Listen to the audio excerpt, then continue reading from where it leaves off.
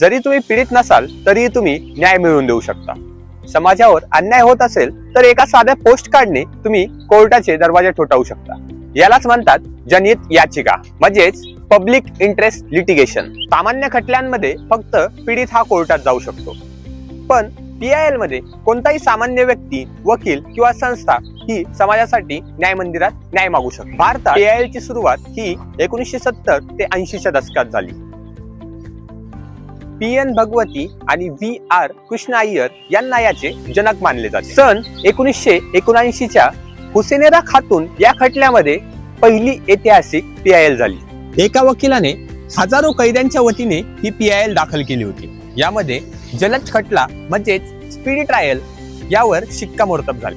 PIL मुळे पर्यावरण, मानवाधिकार आणि सरकारी उत्तरदायित्व यासारख्या गंभीर मुद्द्यांवर कोर्टाचा हस्तक्षेप शक्य झाला. हे लोकशाहीचे एक महत्त्वाचे आणि शक्तिशाली साधन आहे. अशाच माहितीसाठी मला फॉलो करा. ही रील तुमच्या मित्रांसोबत शेअर करा आणि सेव्ह करा.